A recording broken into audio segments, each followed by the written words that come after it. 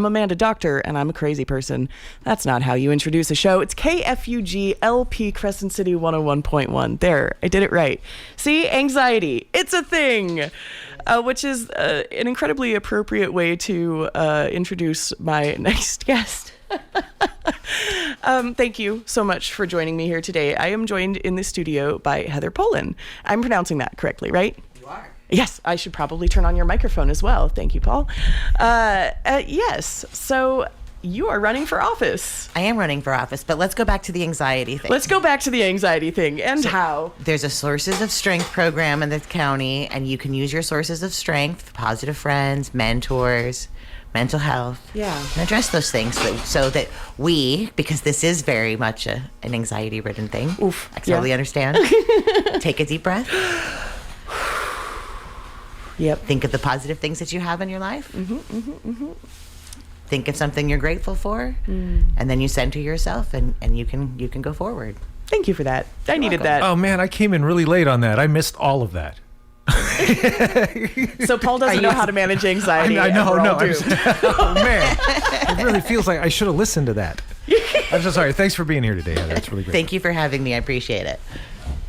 So you take one on this one because I was one on the last one. I was in that seat. This is your seat. You're steering. You might have too much faith in me, to be perfectly honest. These are my awkward anxiety written notes when I realized I'm like, oh, I actually did this and now I have to follow through. And it was like a 1 a.m. panic thing that happened. No. Yeah. Well, I mean, inspiration and panic, they kind of work together for me. It's like a theme. I did hear the last part of your other show, and so it's the Aquarius, right? Yep. That would be me. My moon. Yes, my Aquarius moon. Okay, all right. So, how long have you been a resident of Delaware County? I moved here originally in '89, and wow. Most of my life. Me too. Well, not most of. Well, yeah, most of my life, but I moved here in '89 as well. Fair enough. Okay, what brought you up? Or out? Where did you come from, I should say? It was 89, so the prison. Same. I was only 14, so it wasn't for me, but yeah. My dad transferred up here, and the family moved up. So you were part of that original... Of the opening, yeah. We moved up that summer, so we did the tours of the prison, and my gosh. I remember going through the shoe unit, and this is...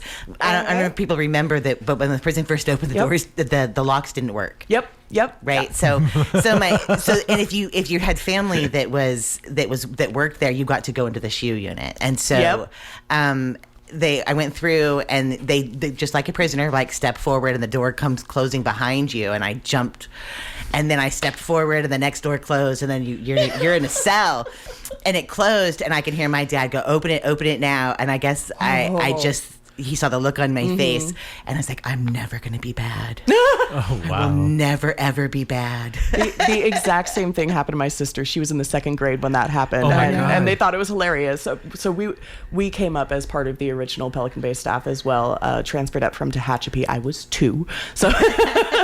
And so it's very funny for me to hear that story from someone else's perspective. Yeah, you don't lock a 2-year-old in a shoe unit. That's bad. No, they didn't take me. It was my 2nd grade sister, which is somehow better. No. At 14, I can still the sound. I can still. Yeah. It was bad, and the doors didn't even lock. I didn't even know I could go over and slide it open. But man, it really speaks to the psychological aspects of it, developmentally. Right? Yeah. I was just, even now at my age, I'm just like, I will never break a law. I don't speed. If I look down and I'm going too fast, I'm like, oh, cruise control. You hear that door? Oh no! Don't do it. It's a trap. Yep. That'll do it. It's almost a little bit of foreshadowing for like the lawsuit that they had later on with closing the security housing unit or rebranding it as ADSEG or whatever they did. Yeah. But yeah, fascinating. I love that you guys shared such a foundational kind of like modern Del Norte experience right there, like off the Mayflower, just coming into the county and experiencing it through the eyes of the prison. Yeah. Okay, so I have to ask. I guess you were 2. You didn't know. Yeah. I usually ask people too, because when they say they moved up in '89, I'm like, oh, I know why you moved up here. But it didn't exist on a map, and this is pre-internet and googly things. So I remember crying when I found out we were moving to Crescent City. It didn't exist on a Right, map. Like, right. where is this place? Oh, And then wow. as soon as we got to the redwood trees, I stopped crying. Yeah. Yeah. And I've never cried about it again. Nature will do that for you here. You know, I get so frustrated when I hear like friends who are locals who have grown up here and that this is all they're familiar with, right? When they get so down, they're like, oh, it's such a crummy place, this, that, and the other. I'm like, have you looked up? Yeah. Or are you just looking down at your screen? Go outside. Go outside, Yeah. touch some dirt. Are you aware that we live on like the most magical place on the planet? Like, It is absolutely beautiful, but they are absolutely right. We do have some crummy things as well. Of course. And I'm all for our youth leaving and going and experiencing the world and then coming back home with those experiences and that found knowledge. yeah, absolutely. I think Did you do that? I did. I did that's my absolutely next do question. that. You did it again, Paul. Oh, I'm sorry. No, it's good. It's So after high school, because you're influenced by your friends. And then I also, my senior year, my grandmother passed away. So I went back to the northern area of Sacramento where I was from, the North Highlands, Rio Linda, Alberta area, right by McClellan Air Force Base. Okay. And so I went back down there. I had some family that were there. Took care of my grandfather for his end-of-life care with my oldest brother and his wife and his wow. children. So I worked, had some phenomenal mentors. And then I spent every penny I had bringing my nieces back home and Really? doing all of those things with them. I remember going on a field trip with one of my nieces at her school, and her elementary teacher comes over and she says, "You're the aunt that takes them to Crescent City." And I said, "Yeah." And she goes, I love when she comes back because she always talks about how she got to stick her fingers in the jade green waters of the Jedediah. And she's like, they're enthralled with this place. And Oh I'm my like, gosh. they should be. They should Yeah. go and visit. It's amazing. And then I paid off my car and moved home. I was like, That's going it, home. yeah, Yeah, yeah. it's home. Convinced yourself. Yeah. Yeah, It's, that's- I don't even know how to explain it. It's just home. So I always had to be here. I always made sure I took vacation days on a Friday and a Monday so I could have 4 days off. And yeah, What do you like to do? How do you get out and enjoy being in Del Norte? all of it. It's just walking in the woods and the beach, the river, the hanging out. It's just, Yeah. it's just amazing. Yeah. I mean, and it's such a beautiful place too, because it's you get those experiences just going to the grocery store. You run into people you haven't seen in a few months or whatever it is, and you ended up, I was just running in for milk and bread, and it's an hour and a half later, and you're like, oops. I ran into 6 people. yeah, social hub of Del Norte. You go to Walmart and you're bound to run into like 5 people. It is. It's amazing. Yeah. Wow. So talk to me a little bit about your like professional credentials and your background. What do you do? What have you been working on? What is your life's mission? We only have, like 50 minutes, but can you summarize? Well, I originally, when I was in Sacramento, I was about 20-ish, I wanted to be a special ed teacher. Okay. And so I was in between times to enroll, and I got a job as an in-home preschool teacher for developmentally disabled, terminally ill children that were in the foster system. Wow. Oh my gosh. And so this woman had a house, and that's what she was doing. And so I was just like, I loved it. It's just such an amazing thing. And I did my grandfather's end-of-life care. I was kind of familiar with the hospice and how those things work. Yeah. And then I had assisted people at church when they'd asked to do the respite care at night for hospice care. So the terminally ill part didn't really register with me as much. And so it was amazing. It was the best job. I would be so excited to go to work in the morning. I'd wake up hours before I even had to be there. Wow. I remember one time I was outside the house for like 30 minutes just waiting to go in. I had this lesson planned all set up, and it was just great and wonderful. But because I'd had that experience with hospice care, the one day that I walked in and I understood the shift of the feeling in the house. Mm-hmm. And it's not the same when it's a child passing. Yeah. And so I finished for the day, and then I called and told her that this was not for me. Yeah.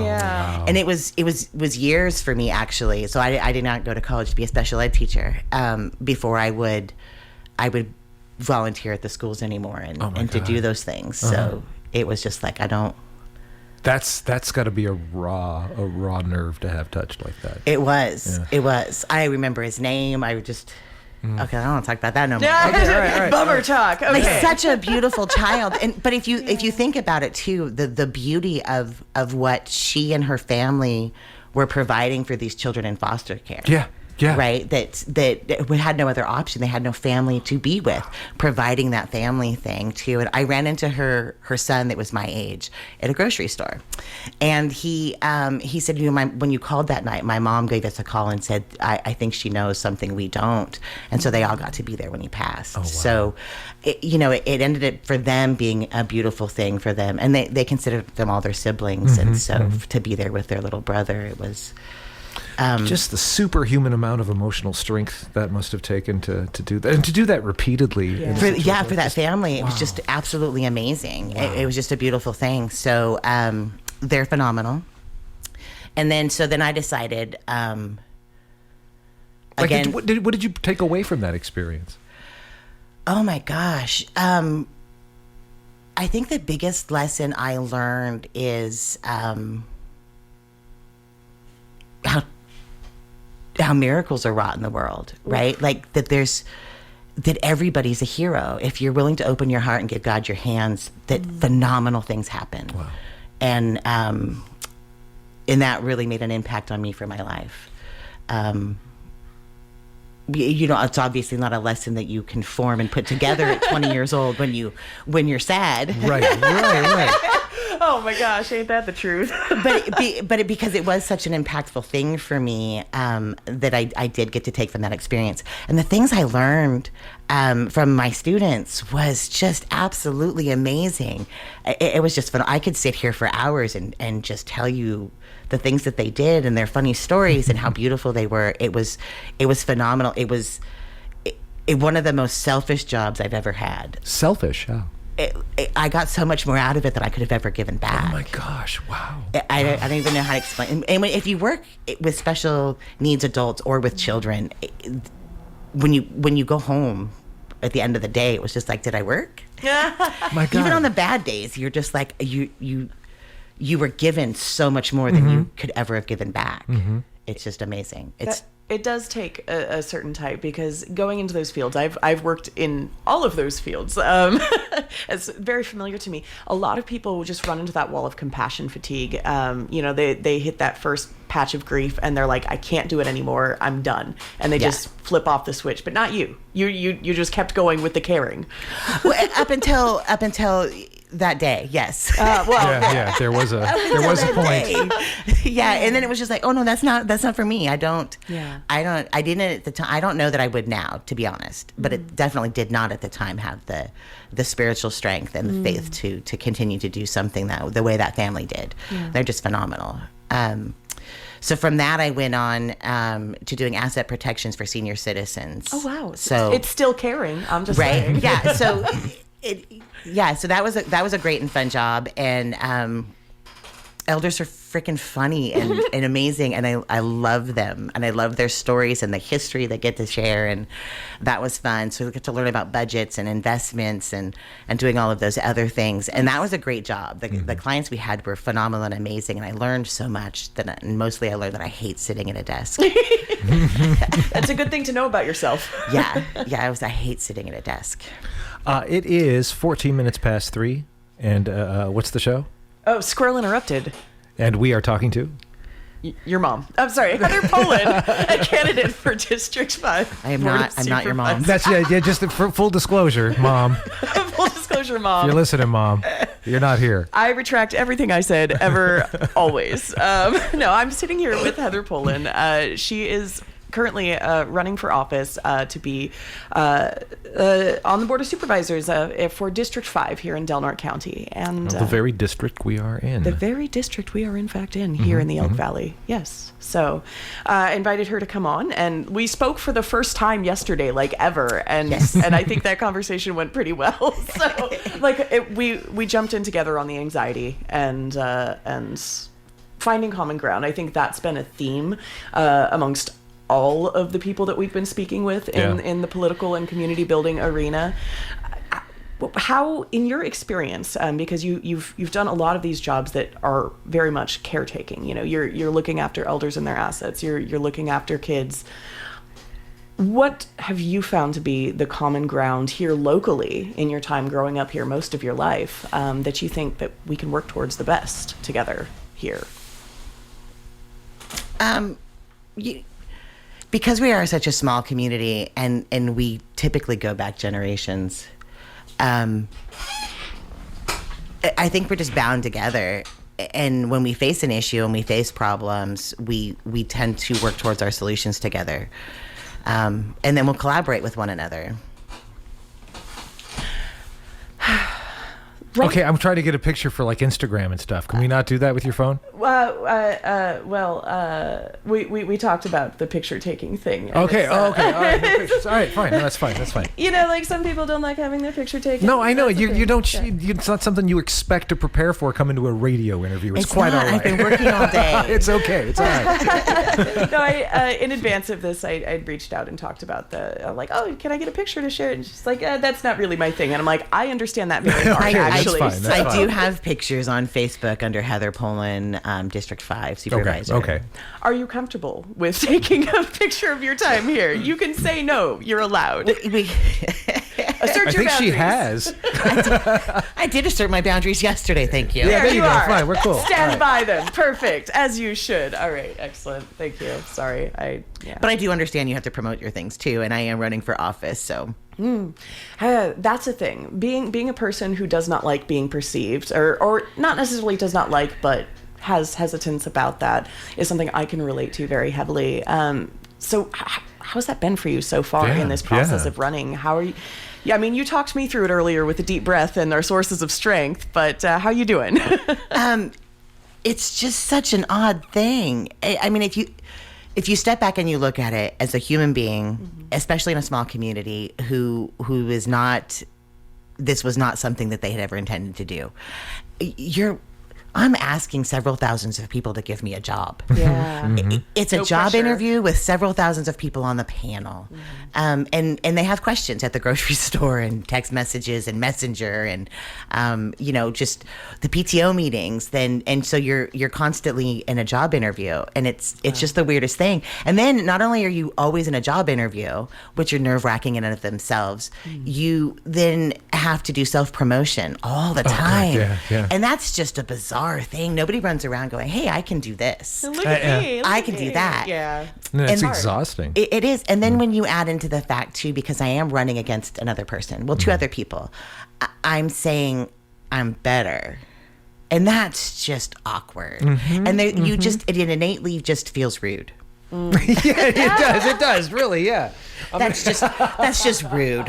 So no, I understand what you mean though, because like that framework of the dominant hierarchy, like that's what I struggle with, is that idea that I have to say that I'm better than you in order to be qualified for this job. But in reality, and when you study conflict communication, it's not a better than worse than, it's a process of differentiation. It so is. This is how I feel about this thing versus this is how you feel about this thing. This is what I'm willing to do versus this is what you have done, right? Absolutely. But when you're the person doing it, all of those, right, you sit there and you think like, well, it's not basic decency to be rude, and it's against it's not polite, and it's just different. So the way it feels is different than what we understand it as, because I don't think that anybody in the community thinks that I'm running around saying that I am better. Right. Or that, or any of those types of things. It's just the way that it feels when we have these conversations. And I usually just be like, we have different approaches. There you go. We just have a different approach. That is true. It's absolutely true. And I think I say that just to make myself feel better about this. Is such a bizarre thing. I think it's a helpful way to frame it, because when you're not viewing it as this like massive like conflict, this competitive thing. I mean, it is competitive, obviously, but when you're not viewing it as this aggressive conflict, but like, no, I'm working towards my community, and here's what I have to offer. I think that does something a little extra. What did in fact inspire you to go ahead and say, I'm doing it, I'm stepping up, I'm going to put myself out there and get these ideas on the table despite the discomfort? So I typically watch the Board of Supervisors meetings. I'm not always able to attend them in person. Oh, that's you. But thank you.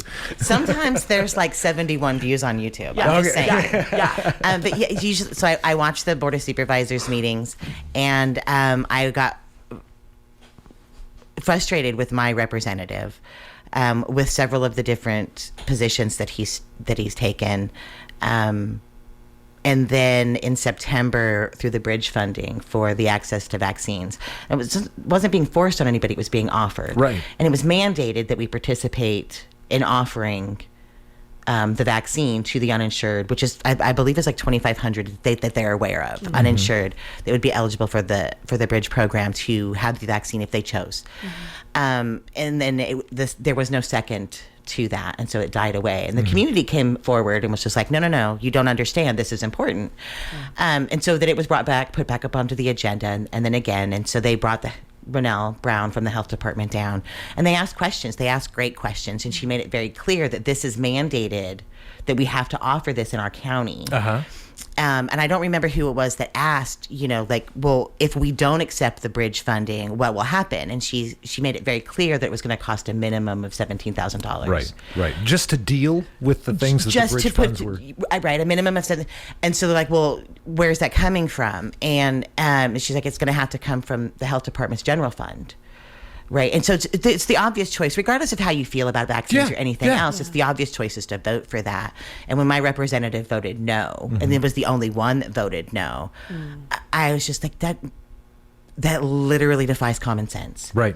That's hurtful to all of us to take $17,000 out of our general fund. Yeah. And it was the last straw of watching and being frustrated and not understanding the decisions that he was making and the votes that he was making. And I got up from that meeting and I stopped by and was just like, hey, how do I do this? How do I run? Stop by talking who to Alyssa? Yes. Alicia Northrop? Yeah. Yeah. I always call her Alyssa. It's Alicia. I think it depends how you know her, Mrs. Northrop, Lisa. Oh, okay. Ooh, I'm not on a... I hear all kinds of different things, and I'm just like, okay. So I stopped by and I got the paperwork, and I've just been trying to figure it out since. What's that been like, trying to figure it out? What's the what would have been the hurdles that you've... There's a lot of paperwork. Really? And then you have to make sure... After that initial, getting into it, you still have to do? Yeah. Because you've got to keep reporting every dime and everything, right? You have to, but not only that, so you have to get signatures. And then if you don't have those signatures, so it's in signatures in lieu of, then you pay like $380. So there's a cost involved. Oh, you can pay your way through? Well, you can either get signatures to I think it's like $1.27, if I remember correctly, per signature to reduce the fee. That's how much you cost, citizen. Right? So I know as much as a candle at the Dollar Tree. I said it was a weird process. It is very, wow. Okay, I did not know. Right? So there's little things that we just don't know. And so, I work full time, so I didn't get all of those filled out. So I just went ahead and paid, and then I think it's like $500 and something to have a statement inside the voter handbook. Right.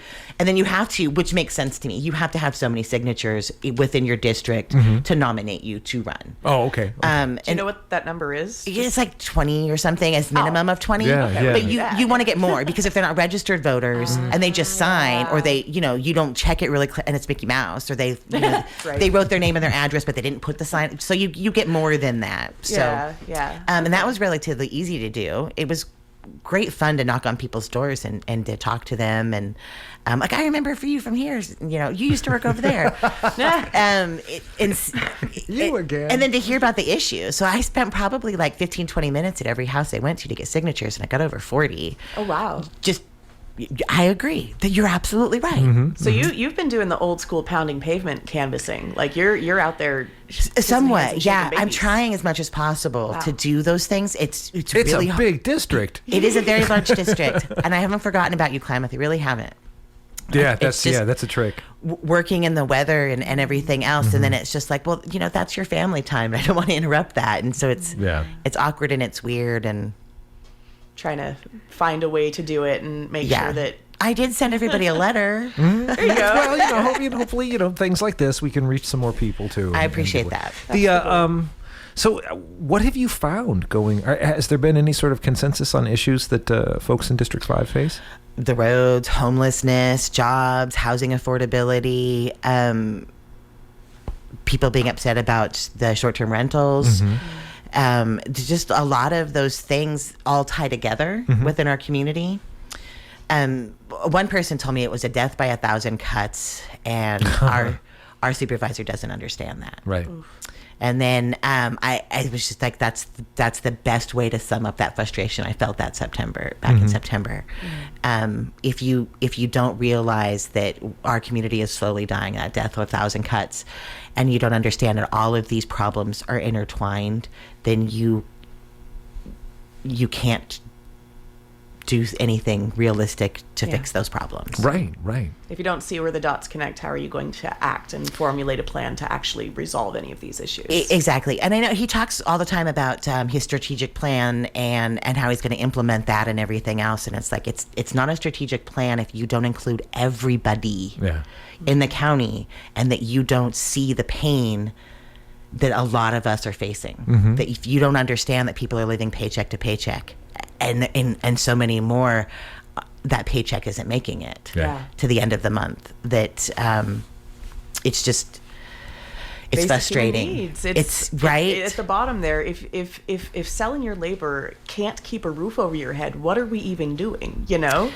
And that's where you start running into problems like diseases of despair, and then you start running into problems like crime and drug abuse and all of the things that we're all concerned about. And I one thing that I liked that you mentioned when you were talking about the vaccine situation, you put it in the context of it being cost effective, and I think that's a solid common ground thing that a lot of people have communicated to me, at least personally, that it's one thing or another to talk about these different, political narratives and talking points, yada, yada, yada. But at the end of the day, let's look at the bottom line. Let's look at what's more cost effective for our community. And in that particular example that you gave, it's like, it's actually going to cost us more money down the line if we don't do it right the first time. So exactly, like, right, you either can pay $17,000 or you can get it for free. Which one is true fiscal responsibility? Yeah. Free or $17,000? Well, free. I don't understand how that's even where's the discussion? Free is cheaper than $17,000. And there's a lot of issues that are like that. Like fixing our roads. It's frustrating because I live in the Birch Tract. I live right off of Barker. Okay. There's my neighbors and I. There's no way that we are going to be able to maintain the roads in front of our house. Right. They're public roads. Okay. They're public. There's no private roads out there like that. They're public roads that are unmaintained. It's ridiculous. The government, all government, local government especially, exists to protect and serve its people. Right. It should not be the burden of the people to maintain something, the infrastructure that's the responsibility of the government. We can't do that. So they wait until there's literal craters and first responders cannot manage those roads.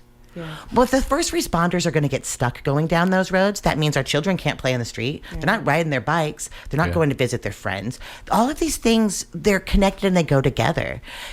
And then it ties right back into the budget, right? So I believe it was actually last February, a year ago, when Supervisor Starkey tried to bring together a budget committee. So there was an open budget process, and she told this beautiful story about how a budget tells the story of its people and what its priorities are. Yeah. And she asked if we could do this, and they turtled up. Not a single person made a motion to support having an open budget process. It was stunning to me. And I get I've followed politics my whole life. I understand that they don't make that motion because they don't want to vote no, because they don't want the open budget process. And they can, and my supervisor, Chairman Wilson, kept saying, well, if it's not broken, don't fix it. And I wanted to scream, everything's broken. Broadly at the evidence. Right. Open your eyes and look around. Everything is broken. And Supervisor Starkey is right. We need to have the community to participate in that. I don't know where the funding is going to come from for the county to maintain all of the roads, right? And how long that's going to take. Yeah. But the community should decide. Yeah. The community should say, we need to fix the roads here, and then this one, and not just fix them. We need a budget to maintain them. Yeah. We have got to stop accepting duct tape and zip ties as solutions. Right. That's not fiscally responsible. So this is reminding me of an anecdote from back when I was living in Colorado Springs. They have their own relationship to politics and taxes there, but the roads were getting really, really potholy, right? As tends to happen. And it got so bad at one point that somebody actually conducted a study. And they're like, well, it's costing the average driver, the average commuter in this area, $1,000 a year just in maintenance on the damage it's doing to their vehicles. Yeah. And I think zooming out and looking at the big picture things like, how is this impacting our first responders? How is this impacting our overall budget? Like you have to be able to look at that big picture and be like, are we actually saving money by doing it your way, or are we just kicking the can down the road so that we have to pay double next time, you know? Exactly. And that's when I talk about common sense government. I have a little thing on Facebook that says that Republicans and Democrats and independents are supporting me. And it's true. Everywhere I go, it doesn't matter what your political views are. It's just like, no, you get it. You live here. You We're understand, human beings. right? And when we're talking about the conditions of our roads and stuff too, so many of us, like we talk about like new car money, right? Or not, new tire money, not new car money. Yeah. New tire money. Yep. Like we're excited. Like, did you guys? I got a new job. Oh, great. Does it pay well? Oh yeah, I got new tire money. Yeah, I'm looking for some new tire money right now. Right? Actually, yeah. So yeah. like, and you go out and you sit down at a restaurant and you're eating, right? And it's like, oh my gosh, did you like get overtime? You got McDonald's money? Like, yeah, and I bought some Mexican food with it. There's a lingo and there's a poor people economy, and when we don't maintain our roads, right, you're getting those flat tires, you're having problems with your alignment, it's costing us all in little ways, and it doesn't make it's not fiscally responsible, right? It's kind of pushing the cost burden back onto the constituents rather than using their tax dollars for the things. Exactly. The government is there to serve you, and especially in a small community, the government is responsible for servicing us with those things, right, for maintaining our infrastructure. It is not my responsibility or my retired neighbor's responsibility or the young person down the street or my sister lives next door, my sister with the 6 kids. They got to pay for braces. We got jobs. We got stuff to do. Right? For God's sakes, they're teachers. They should not have to pay for the road. Or we already have, right? Like we've already contributed to these things through the various ways that we are taxed, right? Income, payroll, and again, shopping. It's why it's important for the community to write our story in our budget and to participate and have. So again, it was in February. The board voted to not even allow a board member to participate and sit in on the budget committee. So the board doesn't even get to decide what the priorities are. Wow. So it's not even like, oh, well, you call your board member and the board members don't participate in the budget. They block that. So Supervisor Starkey was trying to get participation into the budget and trying to get an open budget. And which is the irony, again, of the frustration that I feel for my representative. In the article that he did in an interview recently, he kept talking about his Tea Party politics and how he brought it here and how that dissipated. And he talked about government waste and the state's deficit and all those other things. And then he takes credit for all of these grants. Where do you think those come from? Yeah, right. You can't shoot the state government and then demand them to give you money and then say it's stupid, they shouldn't have done it. There's no common sense. There's no logic to these things. It kind of feels like throwing around buzzwords just to see what sticks with certain people. It is, and it's just frustrating. It's like we have too many real problems. They're so intertwined. You need to be open-minded. You need to talk to everybody, whether you agree with them or not, whether your political ideas are the same. We all love our community and we need to work together. And if you're not going to be open-minded, if you're going to be rigidly hold to your ideology and force that on other people, then you got to go. If you are, this will be fun. So tomorrow morning at 10 on community service here on KFUG, we've got Supervisor Dean Wilson, District 5. He's the chairman of the board. He is the chairman of the board now too. That's right. I want to talk to him about that. There's a basic sort of fundamental disconnect in my mind in taking your Tea Party politics. And applying it in it's the problem that just about every red state has, right? It requires the money of the federal government, just as Del Norte requires the money of the state government to even exist. So you're just shooting yourself in the foot ideologically right from the jump. There's no way to come back from that disconnect. I don't understand that. Right. So The county budget is $211 million. It's a number I just heard, and I'm still blown away by that. Wait, so it's $211 million. Do you really think our tourism industry and our hotels and our little tourist shops are producing that in tax revenue? Of course not. No. Of course not. We're funded by the state and the federal government. Yeah. That $211 million is not coming from our mom and pop businesses. It's not coming from our tourists. It's just not. It can't. So you cannot sit there and be like, we shouldn't take government funding. We have brag to. about taking government funding and then deny that we took the government funding. Right. Every freaking county, every local government is supported by government funding. That's how government works. Yeah, this is a lot like what's happening in a county to the east of us, actually, which is even poorer and more isolated than we are, and has kind of been taken over by these I don't even know what to call them, neoconservatives. We're so beyond that now. And this kind of like a Tea Party sort of, we don't want your money here, and we're going to go up in libertarian flames before we accept any of you. And that's just not how... First off, the federal and the state government, in my estimation, owes us. Because there are a lot of things here, like 80% of our land being off the tax rolls, things like that. We're owed this, even beyond just being poor and it being the humanitarian thing to take care of and to do if you're a government and you're supposed to be taking care of your people. But they handicap us too right out the gate. So absolutely it's a disconnect to me. Some might call it hypocrisy, but it is definitely a disconnect. Y'all ever watch Parks and Recreation, the show?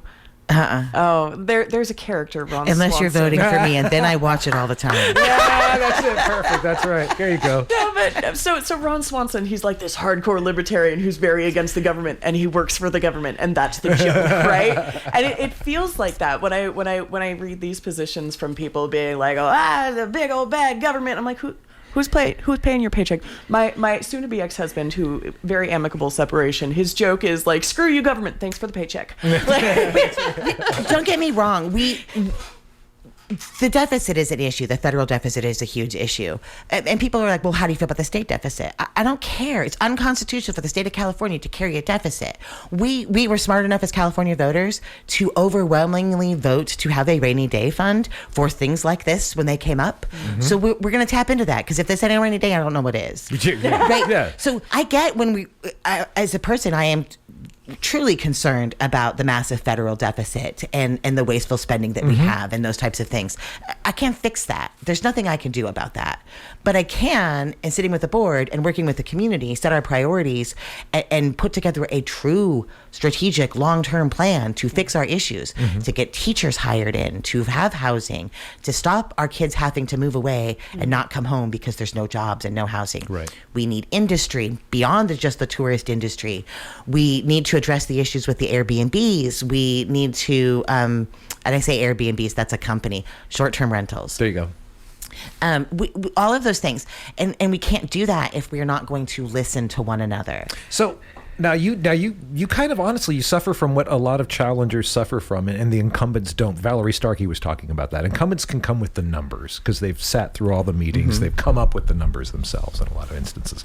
And so in a lot of ways is your approach then like you're talking about these different issues, and I want to stop you at each one and go, okay, what's your attack on this? What's your attack on this? What's your attack on this? But it's not that specific for you, is it? It's more about, as a community, just coming together and setting our priorities amongst these foci.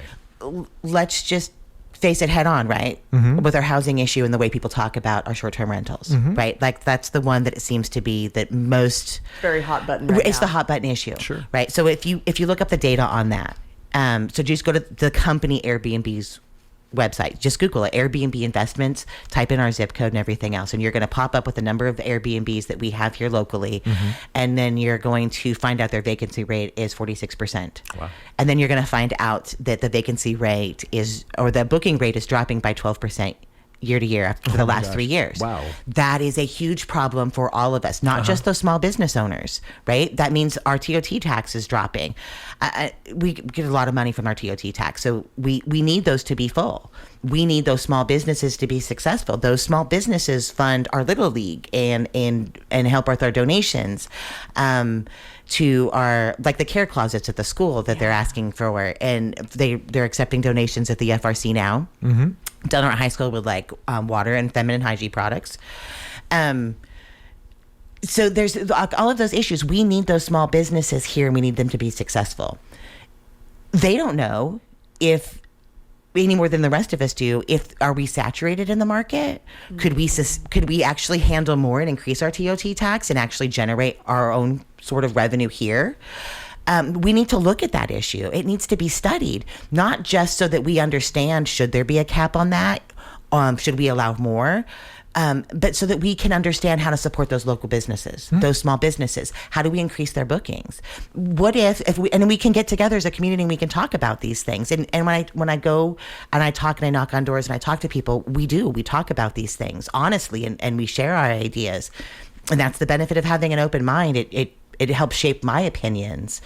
And listening to people, they had great ideas with, if you have 3 or 4 short-term rentals and you only have them booked 50% of the time, maybe it's of benefit, and maybe you can get some tax breaks or some incentives or government funding.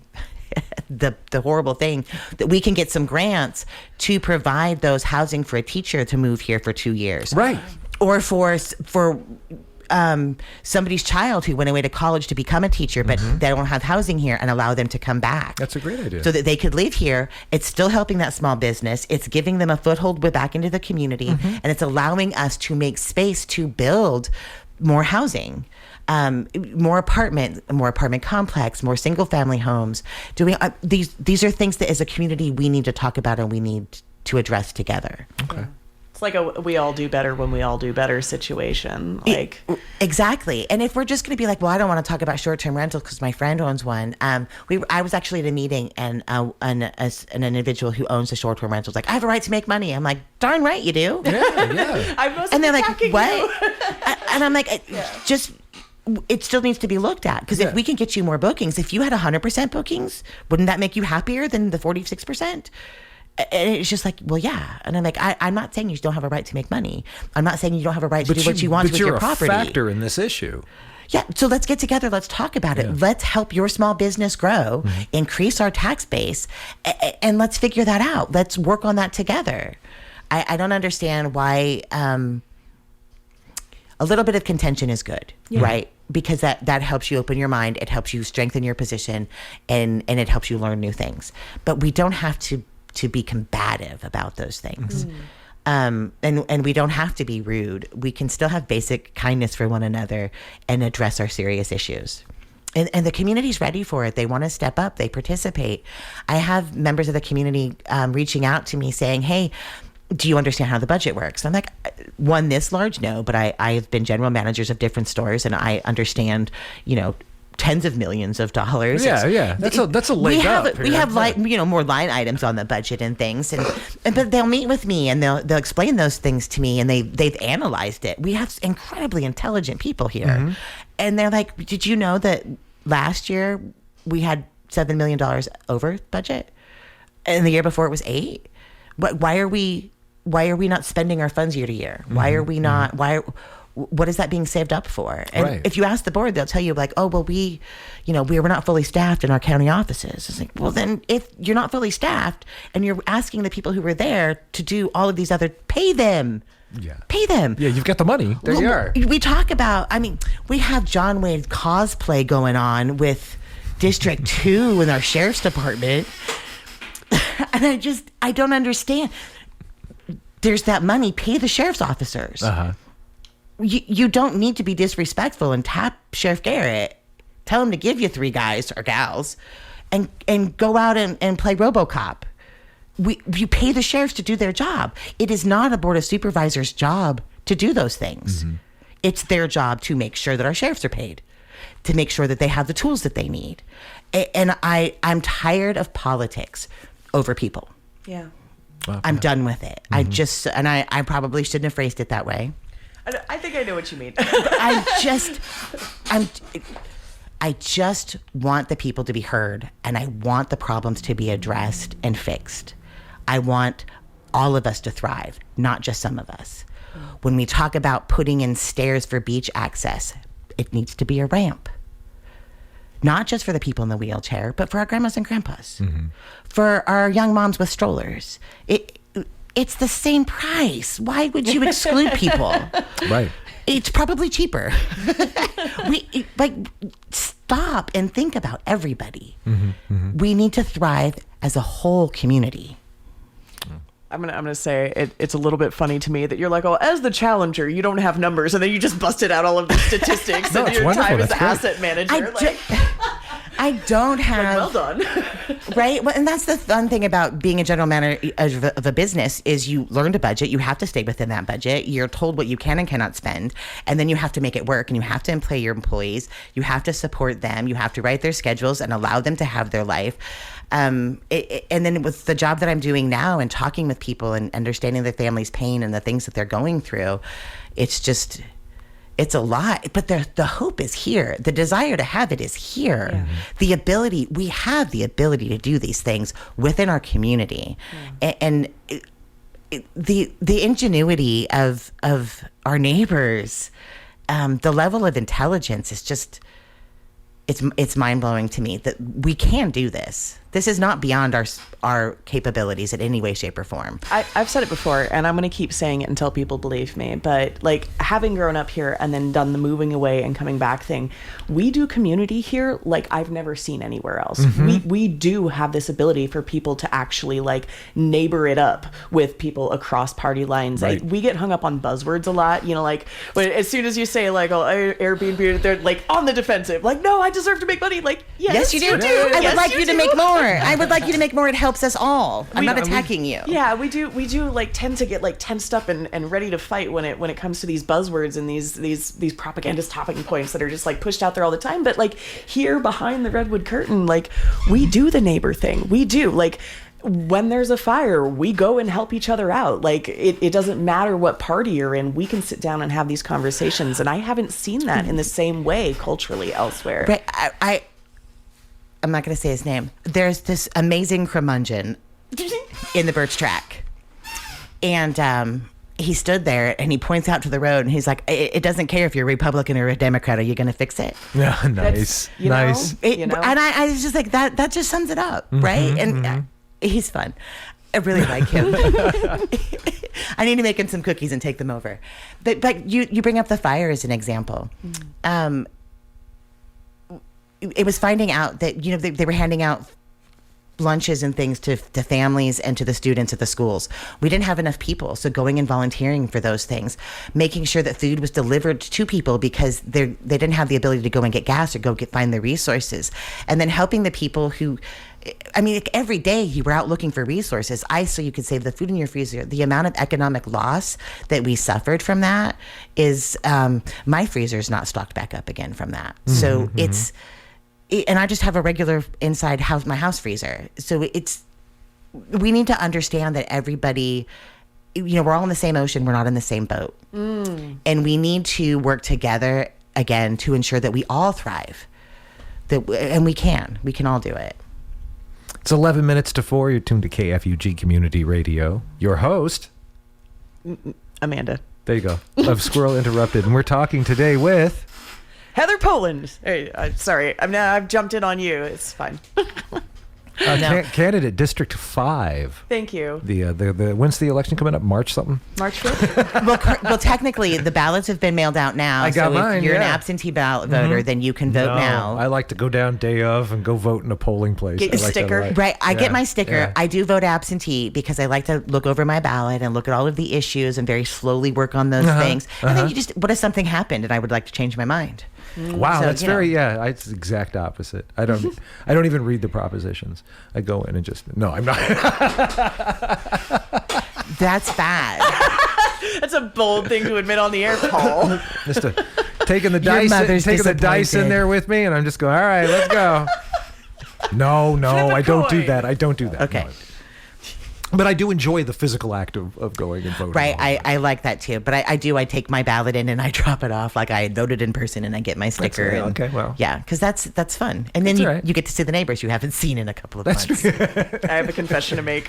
I haven't re-registered to vote since I moved. I should probably get on that. You should get on that. You can do that online. Yeah, no. Everybody's ballots came this week, but not you. Well, I saw that. Right. I was having this existential crisis about where I live, like what my address is. Right? Sure. You know, I've been in the process of moving. You can go down to H Street to the Flynn Center and talk to Mrs. Northrop, whatever you'd like to call her, and make sure that you've gotten registered. She's very kind, and she's got all of the information. And there's a ballot mailed somewhere, probably. Probably.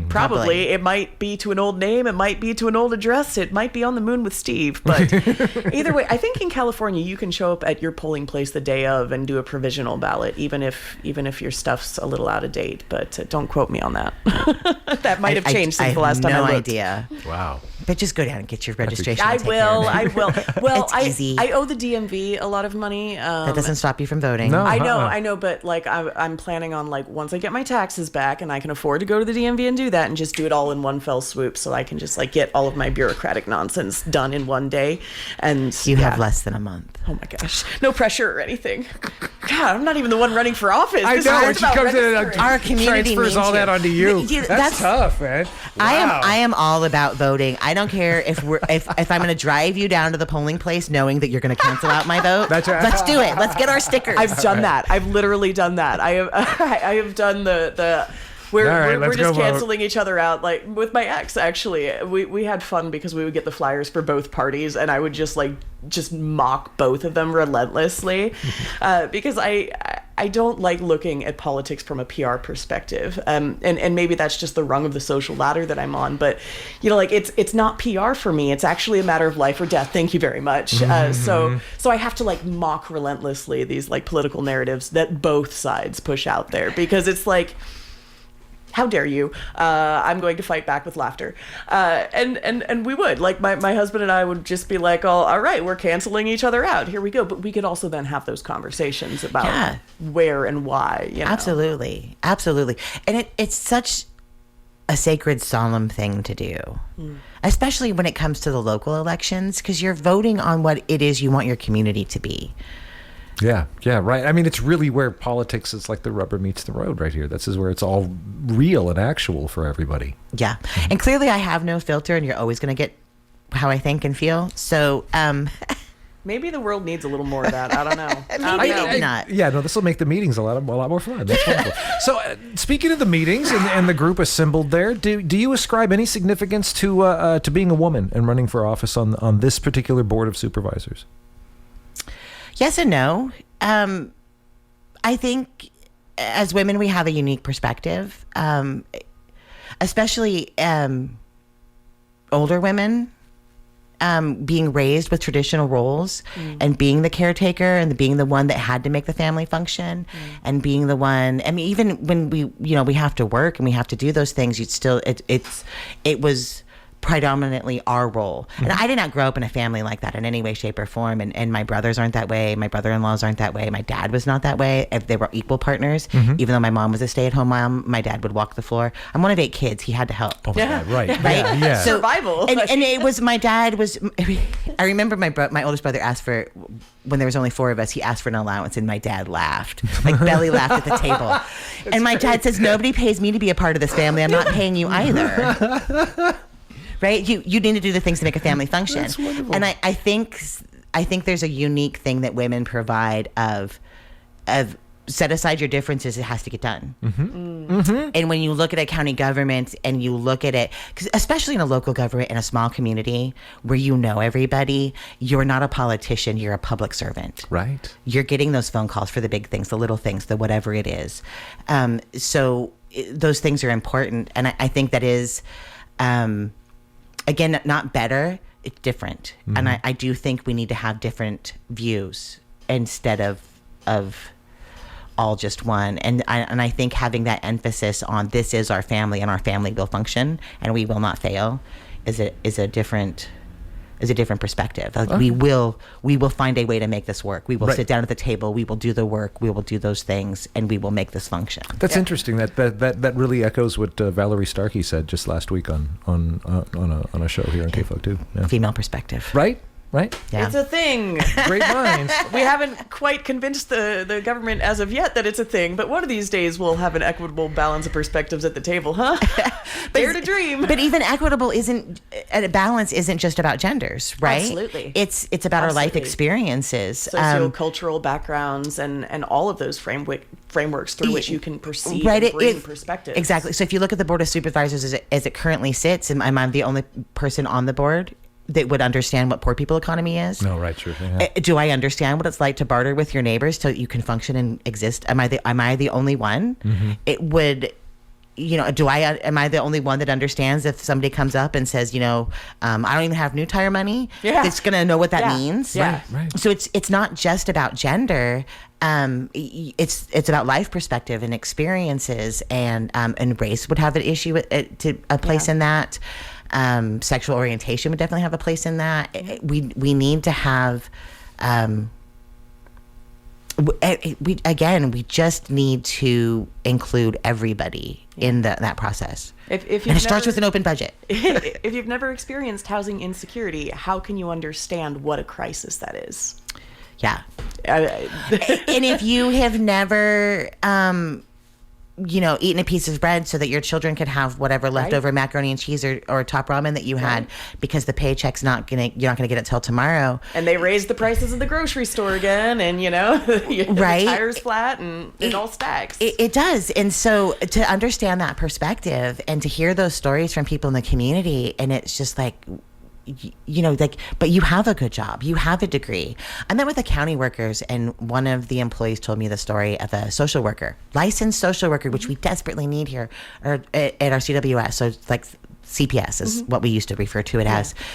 That was camping with their family for over a year and coming to work every day and desperately trying to find housing. This is an educated human being who wants to do a difficult job, a heartbreakingly difficult job that we desperately need here in the community, who had to leave because there was nowhere for them to live. That had a lot to do with why Mike, the pharmacist at Walmart, left, and he was a big part of the healthcare community here, and had 5 kids, could not find a place to live in Delmar County. It seems like a significant alarm bell. Like, if you've actually done the things you're supposed to do, you went to school, you got the education, you did your due diligence as an American citizen, you went out and you bettered yourself. Access is not an issue anymore. You still can't afford to survive under this economy. Maybe it's time to look around. Yep.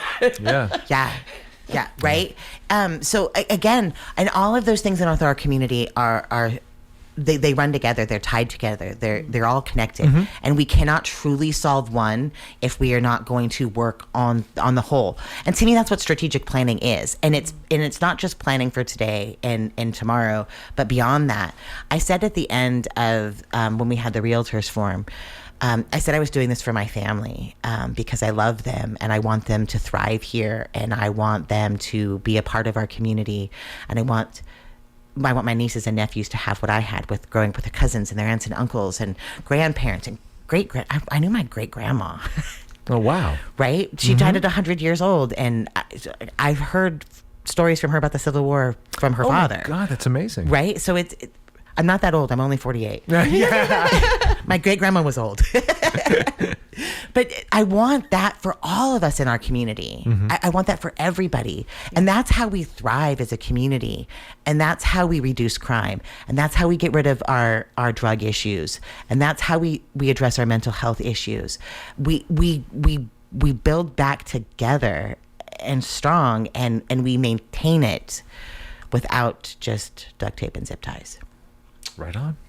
Yeah, we're just about done. That's it. I think we did it. Yeah. We did it. we did it. We solved poverty. Go team. Not quite yet. We still have to vote. Right. Oh God, I should go register.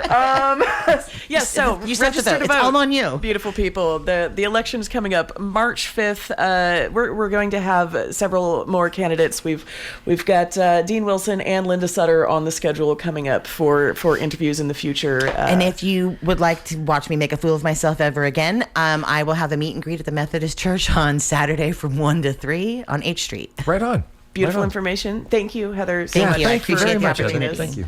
I know it was kind of like a last minute ordeal, but you were a real trooper about it, and I sure do appreciate you joining us and sharing your perspective here today. Thank you. I appreciate that. Is there anything you want to say? Or do I just touch the No, button? you just did it. That's great. Thank you very much again. Yeah. Yay, go team.